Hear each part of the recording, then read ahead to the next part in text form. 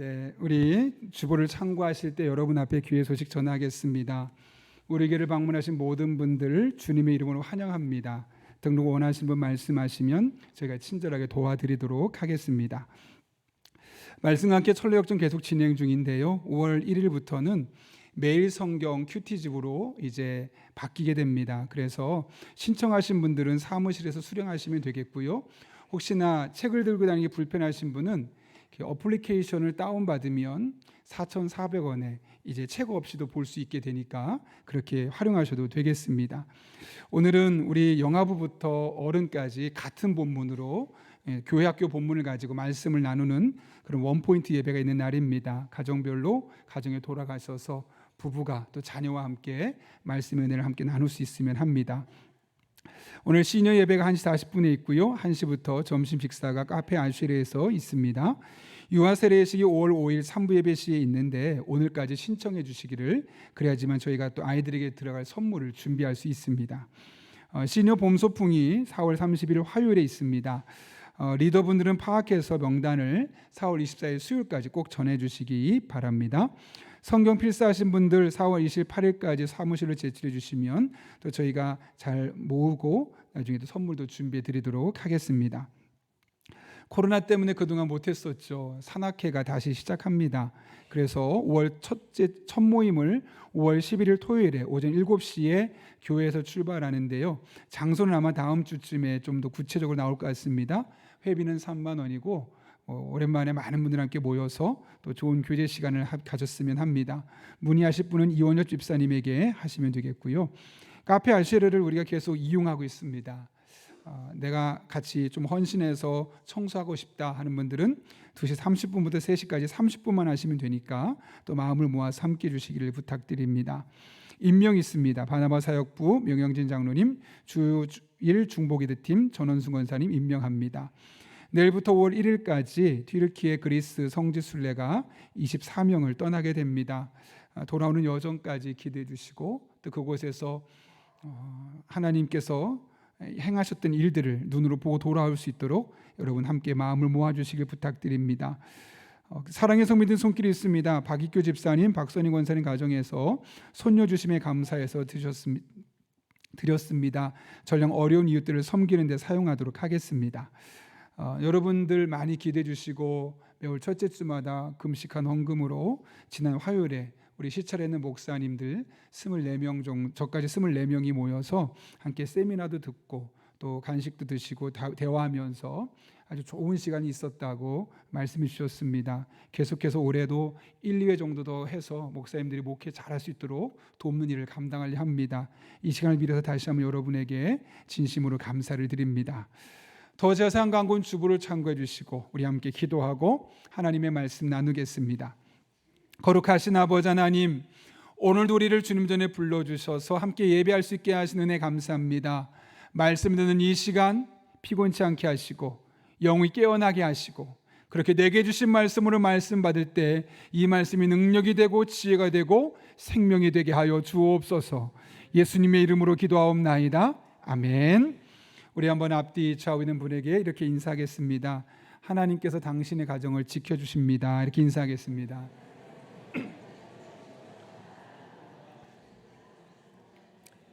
네. 제가 설교를 하면서 나름대로 한 가지 원칙이 있는데 가능하면 했던 본문은 또 설교하지 않는다는 겁니다. 물론 절기가 있거나 특별한 행사가 있어서 어쩔 수 없이 할 때는 하지만 가능하면 저는 같은 본문으로 설교하지 않으려고 하고 있습니다. 가장 큰 첫 번째 이유는 성경을 더 많이 저도 연구하고 싶기 때문이고 또 계속해서 새로운 본문을 갖고 다양한 주제를 갖고 하다 보면 또 설교 능력이 향상될 것이고 무엇보다 우리 성도들에게 성경 66권이 엄청나게 방대한 분량인데 그 다양한 본문들을 알게 하고 싶다는 마음에 가능한 한 같은 본문으로 설교하지 않는 원칙을 갖고 있습니다. 그런데 오늘은 또 우리 교육부서 설교와 같은 본문을 하다 보니까 겹치게 되었는데요. 제가 집에서 원고를 찾다 보니까 과거에 2018년에 동일한 본문으로 했던 설교가 있더라고요. 근데 일부러 보지 않고 다 준비하고 나서 마지막에 확인하는 차원에서 과거의 설교를 한번 쭉 훑어봤습니다. 그러다가 그 당시 설교에서 하나 인용했던 한 분의 이야기를 보고 제 마음에 다시 한번 도전이 일어서서 이 시간 나누려고 하는데요. 그 목사님, 제가 사도행전 설교를 할 때 사도행전 설교지 한 목사님의 책을 샀습니다. 그리고 그 책을 읽어나가다 보니까 그 목사님이 교회를 개척하고 나서 한 1년 6개월 정도를 계속 사도행전을 갖고 설교를 했다는 거죠. 근데 처음 설교 시작할 때 이런 마음으로 설교를 시작했다고 합니다. 이렇게 기도드렸다고 하죠. 하나님, 설교하는 그대로 우리 교회에 이루어지게 하옵소서. 21세기 서울의 강남의 한복판에서도 2000년 전 예루살렘 교회에서 시작되었던 사도행전의 역사가 똑같이 재현될 수 있다는 것을 보여주십시오. 그리하여 성령께서 어제나 오늘이나 똑같이 역사하심을 모든 사람이 보고 알게 하옵소서. 이런 마음을 갖고 1년 6개월 동안 설교를 시작하는데 그 마음에 이런 결단을 했대요. 내가 앞으로 절대로 내 의지로 인간적인 방법으로 목회하지 않겠다. 내 판단을 하나님께 내어 맡기고 내 판단은 유보하고 하나님 주시는 감동과 지혜로 하겠다. 사람을 만날 때거든 교회 정책을 세울 때든 내 경험에 의지하거나 내 실력이나 내 전공에 의지하지 않고 철저히 기도하며 성령 주시는 감동을 따라 하겠노라 라고 목회를 시작하며 1년 6개월 동안 설교를 하는데 놀라운 일들이 일어나는 겁니다. 예를 들면 사도행전 2장에 기록된 오순절 마가 다락방에 있었던 성령 강림 사건을 설교하는데 그날 예배된 사람이 방언을 하게 되고, 또 사도행전에 보면 많은 치유받는 사람이 역사가 나타나지 않습니까? 그 치유받는 사람을 설교를 하고 있는데 병든 사람이 고침받는 일들이 일어나는 겁니다. 그렇게 1년 6개월 동안 정말 놀라운 일들이 일어나기 시작했습니다. 그러면서 교회가 영적으로 단단하게 세워져 가고 숫자적으로도 더욱더 많아지는 그런 은혜가 있었다는 거죠. 그 이 모든 일의 이면에는 본인의 탁월함과 지식이 결정적인 것이 아니라 성령님께 모든 주권을 내어 맡기고 그분의 인도하심을 따라 그분이 원하는 길을 선택하고자 했을 때 나타났던 일이었다는 겁니다. 당시에 그 책을 읽고 제가 전율했던 기억이 있습니다. 그런데 그 설교를 하고 6년이 지나서 다시 보아도 제 가슴이 너무나 뛰었습니다. 왜냐하면 이것이 바로 제가 계속해서 목회하고자 했던 방향과 너무나 일치하고 있기 때문에 그렇죠. 그리고 다시 꿈을 꾸게 하신 하나님, 그래 우리 교회에도 비록 오늘 사도행전 1장 6절부터 8절까지 오늘 한 번 설교하겠지만 사도행전에 기록됐던 그 수많은 사건들이 말씀을 선포할 때마다 예배를 드릴 때마다 우리 교회 가운데 이루어지길 바라는 마음, 그런 소망을 주셨기 때문에 그렇습니다. 바라기는 저와 여러분의 삶 가운데 우리 교회 예배 가운데 이런 하나님의 은혜가 날마다 경험될 수 있기를 예수님의 이름으로 축원합니다. 오늘 본문은 부활하신 주님께서 하늘로 승천하시면서 마지막으로 하셨던 말씀입니다. 그러면서 한 가지를 당부하시죠. 오늘 5절에 이렇게 말씀하십니다. 요한은 물로 세례를 베풀었으나 너희는 몇 날이 못되어 성령으로 세례를 받으리라 하셨느니라. 이 메시지가 언제 하신 말씀이라고요? 마지막에 하늘로 올라가면서 주신 말씀. 그만큼 중요한 이야기라는 거죠. 핵심은 하나입니다. 아주 단순합니다. 이 예루살렘에 머무르는데 성령으로 충만해서 성령의 능력을 경험하기 전까지 절대로 떠나지 말아라. 아무리 급해도 천지지변이 일어나도 성령으로 세례를 받을 때까지는, 성령이 임해서 그 성령의 은혜를 경험하기 전까지는 절대로 떠나지 말아라. 딱 한 가지만 당부했습니다. 왜 그럴까요, 여러분? 제자들에게 지금 가장 중요한 것은 바로 성령님의 능력을 경험하는 것이었기 때문에요. 어떤 목사님이 그런 얘기를 하더라고요. 우리 성도들의 삶에 있어서 성령의 은혜를 경험하는 것은 마치 코페르니쿠스적인 혁명과 같다.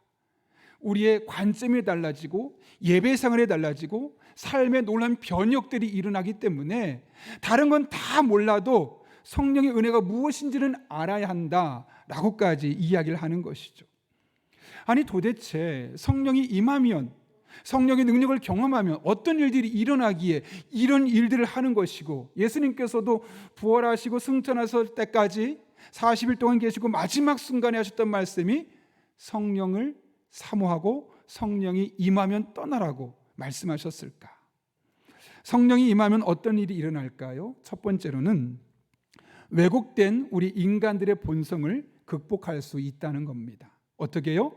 왜곡된 인간의 본성을 극복할 수 있습니다. 오늘 본문을 보게 되면 성령을 약속하신 예수님께서 예수님의 그 말씀에 대해 제자들이 질문을 하면서 시작합니다. 6절 말씀이죠. 이렇게 기록되어 있습니다. 같이 읽겠습니다. 그들이 모였을 때 예수께 여쭈어 이르되 아멘. 여기 보면 이스라엘 나라를 회복하심이 이때니까 라고 묻습니다. 이게 무슨 말이냐면 지금 로마의 식민지로 살고 있는데 주님, 우리 로마의 식민지에서부터 우리를 벗어나게 해주실 겁니까? 지금 우리를 해방시켜 주려고 하는 겁니까? 라고 물었다는 거죠. 왜 이렇게 물었을까요, 여러분? 이스라엘 백성들은 과거에 아수르, 또 아수르가 망했더니 바벨론이 망했더니 페르시아, 바사, 계속 이런 과정을 통해서 계속 식민지 생활을 해왔던 겁니다. 그러다 겨우 벗어났나 싶었더니 다시 로마의 식민지가 되어버린 것이죠. 우리나라도 36년 동안 일제 식민지 있으면서 늘 했던 게 뭐냐면 대한독립 아니었겠습니까? 그런데 36년이 아니라 수백 년 동안 그렇게 식민지로 종살이 했던 그들의 마음속 열망은 딱 하나, 언제 벗어날까? 언제 우리가 독립을 경험할 수 있을까? 해방될 수 있을까? 그것이 그들의 마음속에 간절한 소원이었던 것이죠. 그런데 엉뚱하지 않습니까? 예수님 뭐라고 말씀하셨죠? 여기 있으면서 성령이 임할 때까지 떠나지 마. 그럼 여러분 어떻게 질문하는 게 옳죠? 어떻게 하면 성령을 받을 수 있습니까? 성령이 나타나는 현상은 도대체 무엇입니까? 이렇게 질문하는 게 정상 아닐까요? 근데 제자들이 어떻게 질문했다고요? 언제 이 나라를 정치적으로 독립시켜 주겠습니까? 흔히 말하는 동문서답 엉뚱한 대답을 하고 있는 겁니다. 왜 이렇게 될 수밖에 없었느냐? 그들의 마음을 가장 강력하게 지배하고 있었던 것이 무엇입니까? 바로 해방되는 것, 독립되는 것, 조금 더 나은 삶을 사는 것, 마음껏 자유롭게 살고 싶은 것, 그들의 본능이 원하는 대로 그들의 행동이 있기 때문에 그렇습니다. 그럴 때는 예수님 뭐라고 말씀하시냐? 7절 끝부분에서 그건 너희가 알 바가 아니야. 이게 무슨 말일까요? 지금 정치적인 독립보다 훨씬 더 중요한 게 있어. 그건 그렇게 중요하지 않아 라고 말씀하고 있는 것이죠. 여러분 왜 자꾸 이렇게 엇박자가 생기는 걸까요? 예수님의 말씀에 대해서 왜 다른 이야기를 하고 예수님 그거 필요 없어라고 말하는 그런 이상한 일들이 일어나야만 하는 것일까요? 제자들에게 어떤 문제가 있었던 걸까요? 그들의 관심사가 지나칠 정도로 그들을 지배하고 있었던 겁니다. 그들의 생각이 너무나 꽉 차 있어서 예수님의 말씀이 들어올 기회가 없었다는 것이죠. 제가 예전에 식사를 하다가 제 물을 제가 좀 많이 마시는 편인데 물을 좀 빨리 마셨어요. 근데 건너편에 보니까 물을 이분은 많이 안 마신 것 같아요. 그래서 제가 저 마시고 나서 제 걸 물을 가득 채우고 나서 습관적으로 그분에게도 물을 채워주는데 갑자기 물이 철철 넘치는 거예요. 왜냐하면 저는 다 먹었지만 그분은 하나도 안 마신 거 위에다 부었던 거죠. 여러분 가득 채워진 거 위에 부은다고 또 채울 수 있습니까? 불가능하죠. 채워진 것 위에 다시 부을 수는 없는 겁니다. 마찬가지입니다. 내 생각, 내 관심사 꽉 차 있으면 하나님 말씀이 안 들어옵니다. 하나님 뜻이 상관없습니다. 그냥 내가 하고 싶은 것, 내가 갖고 싶은 것, 내가 누리고 싶은 것, 내가 얻고 싶은 것들이 가득 채워져 있으면 하나님 아무리 말씀하시고 이것이 옳다 말해도 생각할 수 없고 들을 수 없고 선택할 수 없고 결국 내가 해석하고 싶은 대로 하면서 하나님의 뜻과 정반대기를 가는 일들도 생길 수 있는 것이죠. 많은 분들이 현재 자기에게 필요하다고 생각되는 것 혹은 지금 이건 너무나 중요해라고 생각하는 것들 정말 그것이 꼭 필요한 걸까요, 여러분? 여러분이 지금 여러분의 이거 너무너무 중요하다고 생각하는 것이 정말 중요한 것일까요? 물론 그럴 수도 있을 겁니다. 그러나 항상 여러분이 필요하다고 생각하는 것이 그 시기에 가장 필요한 것은 아닐 수 있고 여러분이 이건 너무너무 중요하다고 생각하는 것이 원래 그 순간에 가장 중요하지 않은 것일 수도 있습니다. 가장 중요한 것은 하나님이 보시기에 나에게 필요한 것, 하나님 보시기에 나에게 가장 중요한 것이 가장 중요한 것이고 가장 필요한 것이 될 수 있죠. 당신의 열심이 위험한 이유라는 독특한 제목의 책이 있어요. 사실 여러분, 열심만큼 중요한 에너지가 어디 있습니까? 열심히 가정을 꾸려나가고, 열심히 일해서 돈 벌고, 또 열심히 교회 나와서 신앙생활하고, 열심히 이 사회를 아름답게 만들기 위해서 노력하는 것, 그것만큼 우리가 권장하는 것이 없죠. 그런데 그 열심이 위험할 수도 있다는 거예요.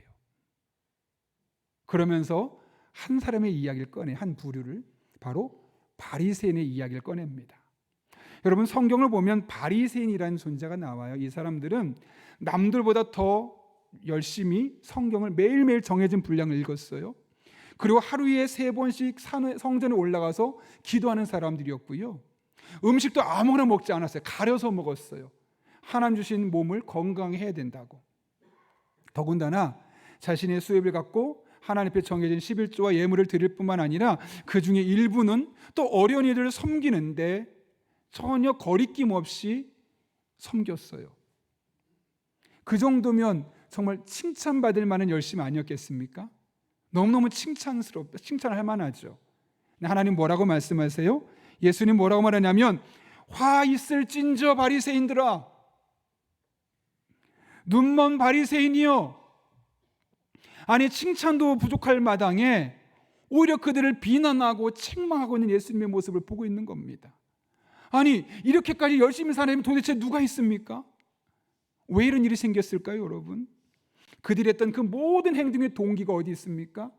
하나님이 원하시는 것, 하나님 기뻐하시는 것이 아니라 나를 즐겁게 하는 것, 나를 드러내는 것, 내가 칭찬받을 수 있는 것, 이런 관점으로 매일 성경도 읽은 것이고, 그런 관점으로 매일 말씀도, 매일 기도도 한 것이고, 그런 관점으로 헌금도 하고, 그런 관점으로 어려운 이웃도 돕기도 하고, 그런 관점으로 음식도 절제하면서 먹었다는 거예요.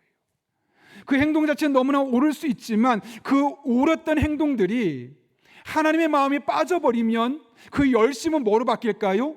욕심으로 바뀌는 거예요.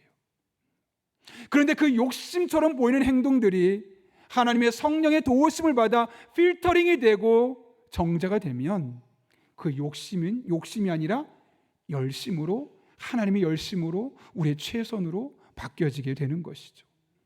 그러니까 여러분, 열심이 중요한 것이 아닙니다. 최선을 다하는 것이 중요한 것이 아니라 하나님이 원하시는 열심, 하나님이 기뻐하시는 최선이 우리에게 있어야 되는 것이고, 그것은 그냥 되는 것이 아니라 성령께서 우리 마음을 감동하실 때 가능하게 되는 것이죠. 최근에 한 분이 저희 교회를 주중에 오셨어요. 그러시면서 이 아파트에 새로 입주하게 되셨는데 저희 교회를 지나가다 처음 보셨다는 거예요. 입주할 때 주변에 있는 많은 교회들이 오셔서 막 전도하고 선물도 주어서 용인 지역에 어떤 교회에 있든지 대부분 아시는데 우리 교회는 안 와서 그거를 모르셨다는 거예요. 그래서 제가 조심스럽게 설명을 드렸어요. 왜 입주 전도를 열심히 할 때 저희 교회는 안 가는지. 보통 어떤 일이 생기든가요, 여러분? 그 아파트 앞에 텐트를 많이 쳐놓고 한 번 차가 들어오면 이 교회에서 가고 다른 교회에서 가고 서너 교회, 많게 대여섯 교회가 계속 방문하게 돼요. 근데 그럴 때 어떤 분들은 그걸 좋게 받아들이는 분도 있지만 대부분의 분들이 너무 바쁘잖아요. 분주하잖아요. 더군다나 믿음이 없는 분도 있으시잖아요. 그래서 어떤 이야기가 나오냐면 교회가 너무 경쟁한다는 거예요. 마치 영업하는 것 같다는 거죠. 회사와 다를 바가 없고 교회가 서로 다투고 자기네 교회를 데려가려고만 한다, 이런 이야기 나고 어떤 믿지 않는 분은 지겹다고 그래요. 그만 왔으면 좋겠다고까지 이야기하는 걸 제가 들었어요. 그런 걸 보면서 각각의 교회에서 열심을 가지고 한 영혼의 구원을 위해서 한 사람이라도 더 우리 교회 와서 신앙생활을 바라는 그 마음, 그 열심은 너무너무 좋지만 정말 그 열심이 혹시 욕심은 아닌가? 우리 교회를 조금 더 성장시키기 위한, 수적인 성장을 위한 그런 욕심은 아닐까? 왜냐하면 그 평가가, 판단이 그렇지 않습니까? 그걸 좋아하는 사람보다 싫어하는 사람이 훨씬 더 많다면 그것은 하나님의 열심처럼 보이지만 결국은 교회의 욕심이 열심을 가장해서 하는 행동일 수 있기 때문에 그렇죠.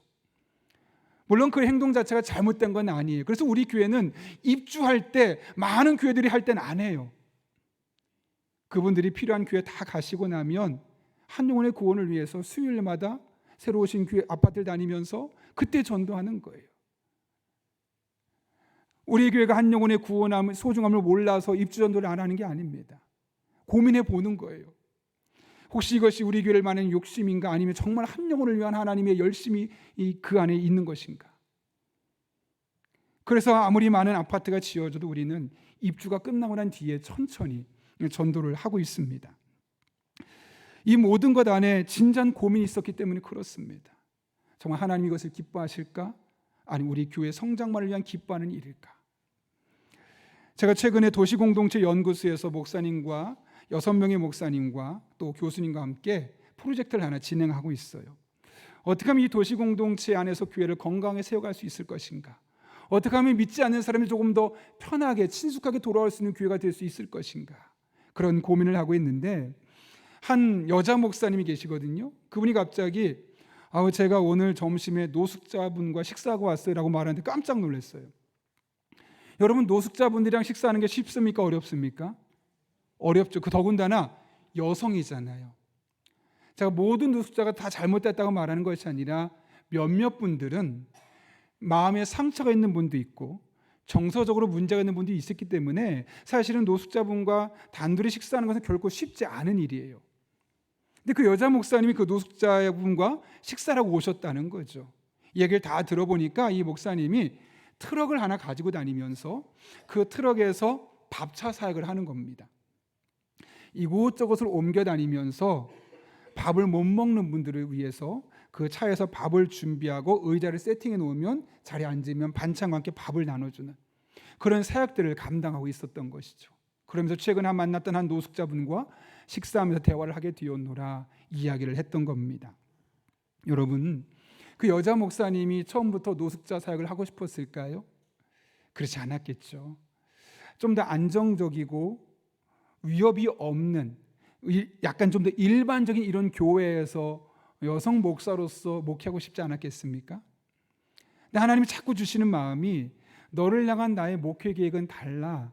나는 네가 이런 일반적인 교회보다는 너의 눈에만 보이는 저 밖에 나가서 노숙인들을 위한 사역을 했으면 좋겠어. 자꾸 그런 마음을 주시는 겁니다.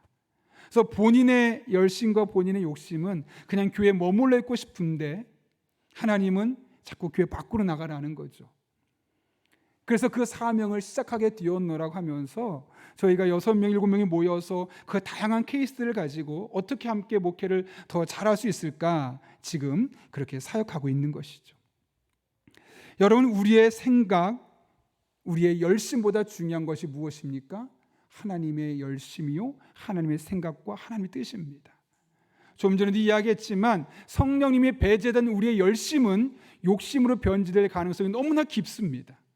그러나 우리가 늘 성령 충만하면 욕심처럼 보이는 일들 속에서도 정말 하나님이 원하시는 것인지 하나님 기뻐하시는 것인지 분별하게 되고 그것은 욕심이 아니라 하나님의 열심으로 나타날 수 있다는 것이죠. 그래서 우리 모든 그리스도인은 늘 성령 충만한 삶을 삼아야 되고 성령의 능력을 경험해야 하는 것입니다. 그럴 때 우리는 욕심이 아니라 열심을 가지고 하나님의 사명을 감당할 수 있습니다. 욕심이 아닌 열심으로 살아가는 저 여러분 될 수 있기를 예수님의 이름으로 축원합니다. 성령이 임할 때 어떤 일이 일어날까요? 두 번째로는 능력 있는 그리스도인으로 살아갑니다. 오늘 본문 8절의 말씀 보십시오. 성령이 임할 때 어떤 일이 일어난다고 말합니까? 오직 성령이 너에게 임하시면 너희가 권능을 받고, 헬라 원문을 보게 되면 디나미스란 단어인데 다이나마이트 같은 폭발적인 능력이 임한다는 거예요. 근데 이것은 우리의 지적인 능력과 영적인 능력과 신체적인 능력이 더 강화되는 것을 의미해요. 내가 원래 갖고 있었던 것보다 더욱더 지적인 사람으로 달라질 수 있고 더욱더 영적인 사람으로 변화될 수 있고 신체 능력도 강화될 수 있는 은혜가 이 바로 너희가 권능을 받고라고 말했던 이 권능이 갖고 있는 의미라는 것이죠. 우리가 상상할 수 없는 폭발적인 능력이 성령이 우리에게 부어질 때 우리를 통해 이 땅에 나타나게 되어 있다는 거예요. 그래서 여러분, 성경을 보시면 이 성령 충만했던 사람들, 이 성령의 능력을 경험했던 사람들이 입이 쩍쩍 벌어질 만한, 우리 눈을 의심하고 우리 귀를 의심할 만한 일들을 행하는 것을 우리는 보지 않습니까? 스데반이라는 사람이 나와요. 이 스데반이 어떤 일을 했냐면 혼자 그리고 수많은 사람을 대상으로 변론을 해요. 그럼 여러분, 혼자 하는 것과 수십 명이 말다툼하면 누가 이길 확률이 높겠습니까? 당연히 수많은 사람이 훨씬 더 이길 확률이 높겠죠. 근데 사도행전을 보면 뭐라고 말하냐면 스데반이 성령과 지혜로 말함을 그들이 당해내지 못했다고 그래요. 어떻게 말했다고요? 백과사전을 펼쳐놓고 이야기했다 말하지 않아요. 유튜브, 네이버 검색해서 그 정보를 가지고 말했다고 말하지 않아요. 그냥 자신의 지혜만 가지고 말했다고 말하지도 않아요. 성령과 지혜로 말함을 감당하지 못했다는 거예요.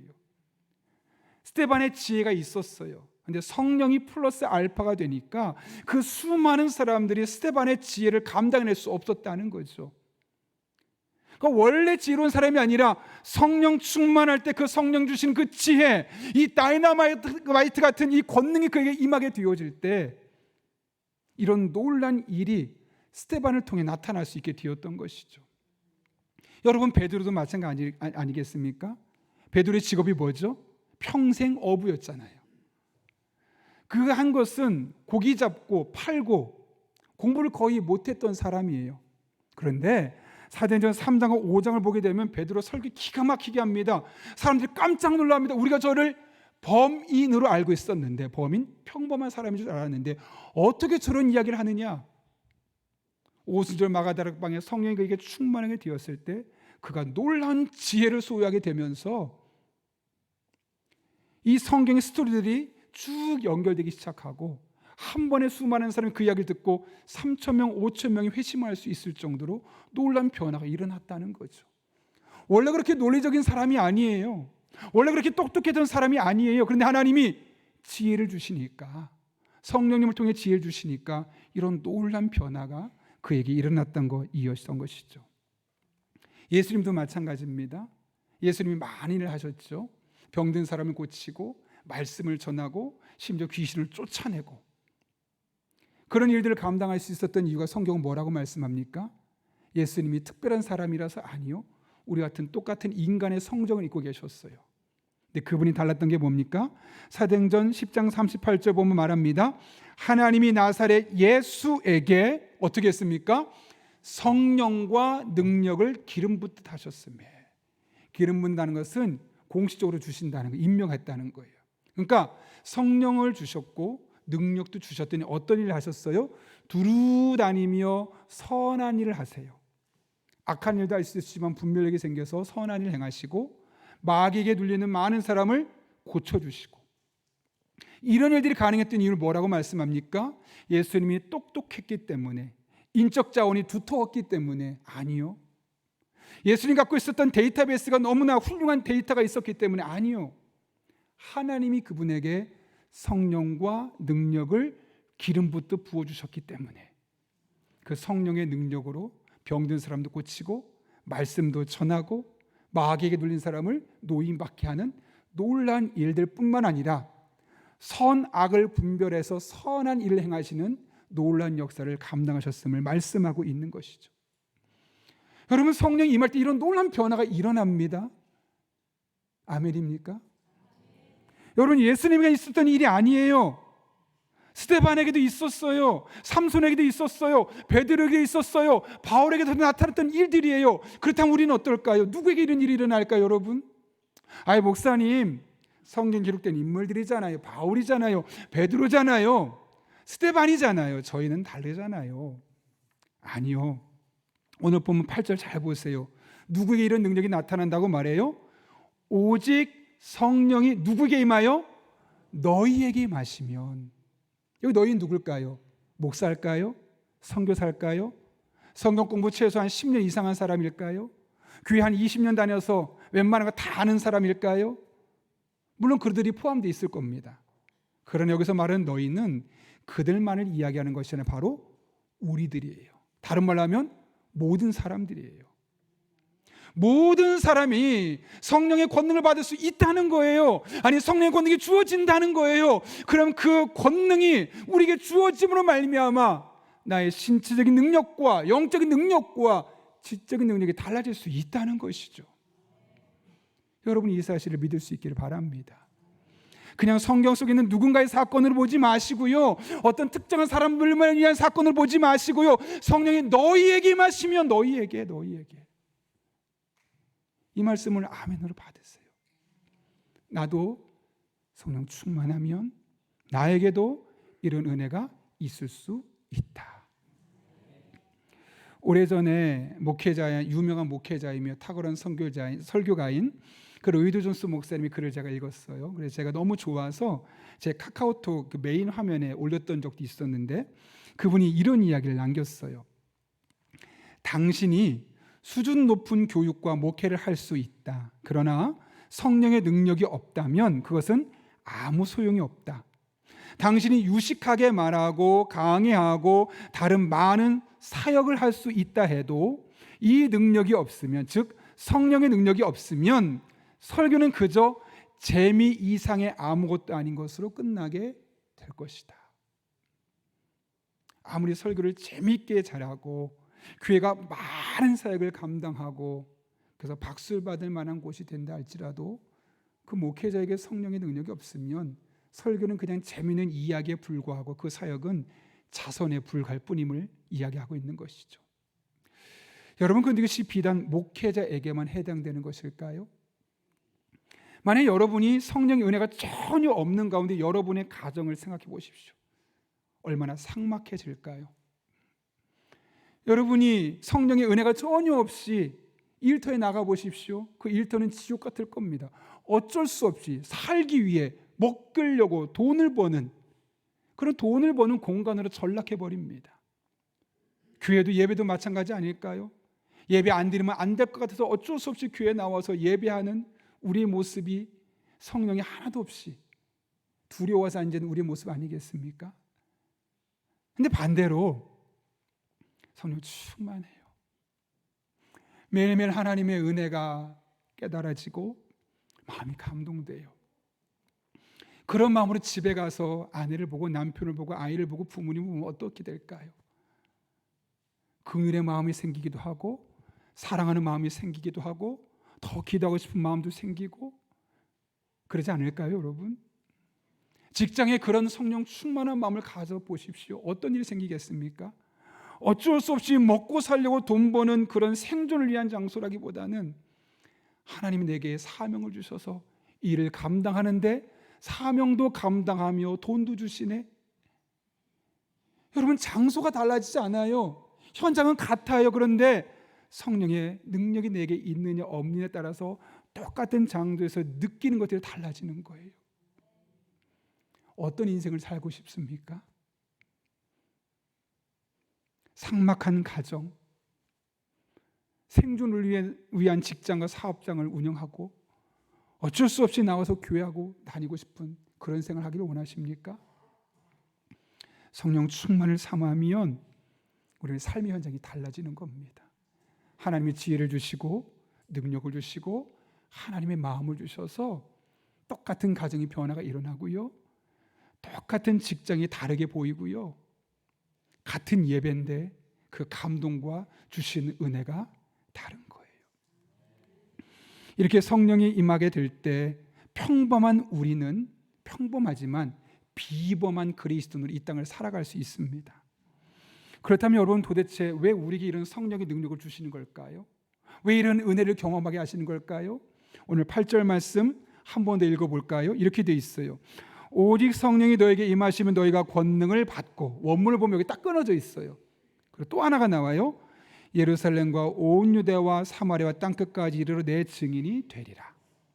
뭐 되라고요? 증인 되라고요. 그래서 우리로 하여금 이 평범한 우리로 하여금 비범한 삶을 살게 하신 이유가 바로 여기 있는 거예요.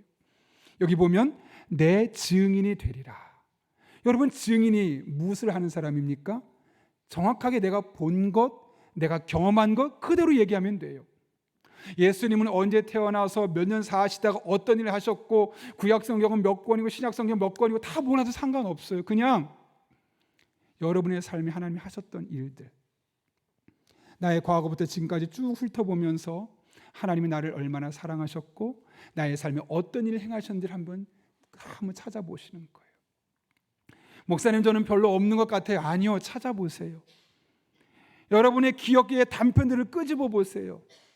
기억의 퍼즐들을 다 한번 맞춰 보세요. 그러면 상상도 할 수 없는 하나님의 사랑과 임재가 여러분의 삶에 가득했다는 사실을 알게 될 거예요. 여러분, 증인이 된다는 것은 다른 게 아니에요. 그거 그냥 있는 그대로 전하면 돼요. 내가 예수님 믿고 내 인생이 너무 행복하다고, 평안하다고, 기쁘다고, 당신보다 가진 것은 없는데 나는 세상을 다 가진 것 같다고. 이게 증인 아니겠습니까? 우리가 너무 증인의 삶을 어렵게 생각할 필요가 없어요. 그냥 내가 예수님 만나고 하나님이 나의 삶에 성령을 통해 경험하셨던 그 놀라운 일들을 그냥 전하는 거예요. 안타까운 마음으로 남편에게, 아내에게, 아이들에게, 또 직장 동료들에게 전하는 거예요. 오늘 본문 보십시오. 누구에게 이 증인이 되라고 말합니까? 첫 번째로는 예루살렘과 온 유다예요. 여기 예루살렘과 온 유다는 누굴까요? 제자들이 하루하루 살아갔던 삶의 현장이죠. 우리로 말하면 내가 살고 있는 동네, 내가 다니는 직장, 우리 교회가 위치해 있는 공간, 이런 곳에서 날마다 마주치는 사람들에게 먼저 내가 만난 예수님을 전하는 거예요. 사람들이 놀라겠죠. 도대체 왜 저 사람은 저렇게 행복해 보이고, 내가 봐도 저 사람이 나보다 상황이 안 좋은데 왜 저렇게 늘 좋다고 말하는 걸까?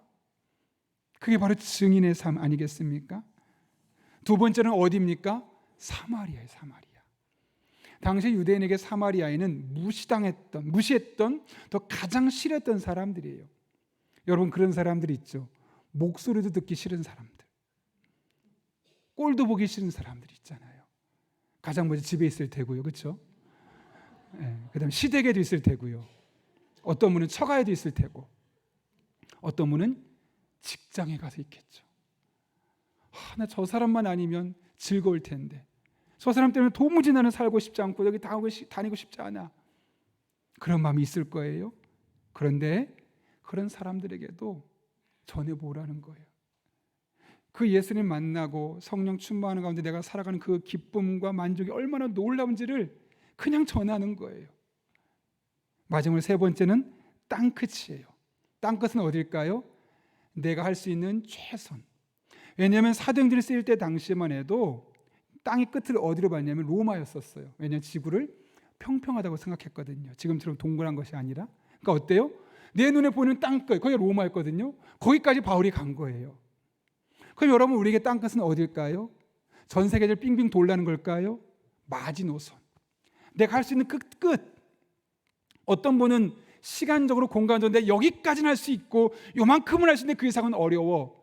거기까지 하시면 돼요. 물질적으로도 마찬가지. 내가 여기까지는 가능한데 그 이상은 어려워. 거기까지 하시면 돼요. 그게 땅끝이에요. 모든 삶이 똑같을 수가 없어요. 그냥 내가 생각해 내 시간이 여기까지가 땅끝이고, 공간적으로 내가 여기까지가 땅끝이고, 물질적으로 여기까지 땅끝이면 거기까지 하는 게 땅끝이에요.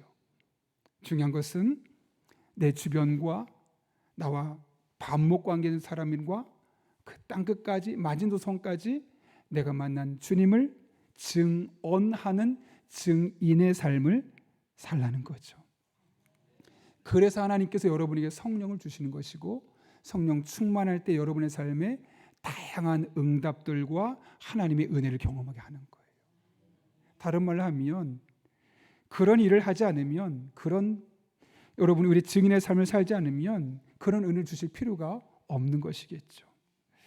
여러분, 우리에게 성령이 임하면 우리도 베드로처럼, 바울처럼, 예수님처럼, 스데반처럼 쓰임받을 수 있음을 믿을 수 있기를 바랍니다. 하나님 반드시 여러분에게 놀라운 능력을 주실 겁니다. 지혜도 주실 것이고, 영적인 능력도 강화시켜 주실 것이고, 이 주신 사명을 즐겁게 감당할 수 있도록 건강도 허락하여 주실 것입니다. 그러므로 성령 충만을 삼으십시오. 그리고 그 성령 충만한 가운데 오늘 말씀처럼 주신 사명을 이루기 위해서 한 걸음 한 걸음 믿음의 길을 걸어갈 수 있기를 바랍니다. 그렇게 증인의 삶을 살아가는 증언자들 될 수 있기를 예수님의 이름으로 축원합니다. 우리 함께 기도하실 때 한 1분 정도만 기도하겠습니다. 말씀을 기억하며, 하나님, 제가 성령 충만한 그리스도인 되게 하여 주옵소서.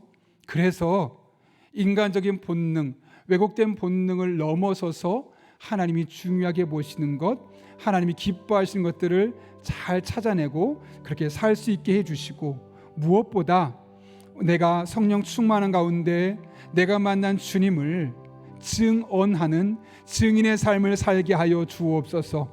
이런 기도 제목 가지고 1분 정도지만 사모하는 마음으로 함께 기도하겠습니다. 거룩하신 아버지 하나님, 오늘 또 우리를 주님 전에 불러주시고 함께 하나님을 찬양하고 예배하고 말씀 붙들고 기도하게 하신 네 감사합니다. 사모합니다. 성령 충만한 그리스도인에게 도와주셔서 본능대로, 왜곡된 본능대로 살지 않게 하시고 하나님 아버지 기뻐하시는, 하나님 아버지 즐거워하는 삶을 살아낼 수 있는 주의 종들 되게 하여 주옵소서. 뿐만 아니라 우리가 늘 성령 충만한 가운데 살아가는 과정을 통하여서 하나님 아버지의 마음을 알게 도와주시고, 특별히 우리가 만난 그 은혜들을 증언하는 증인의 삶을 살아갈 수 있도록 주님 인도하여 주옵소서. 예루살렘과 온 유다와 사마리아와 땅끝까지 이르러 이런 증인의 삶을 살길 원합니다. 우리가 그런 증언할 수 있도록 날마다 은혜를 베풀어 주시고 기도 응답 있게 하시고 성령 충만한 가운데 누릴 수 있는 영적인 기쁨과 만족도와 행복들을 날마다 순간마다 경험하게 하여 주옵소서. 그렇게 우리들의 삶 가운데 함께 하실 줄로 믿습니다. 주님 능력으로 함께 하여 주옵소서.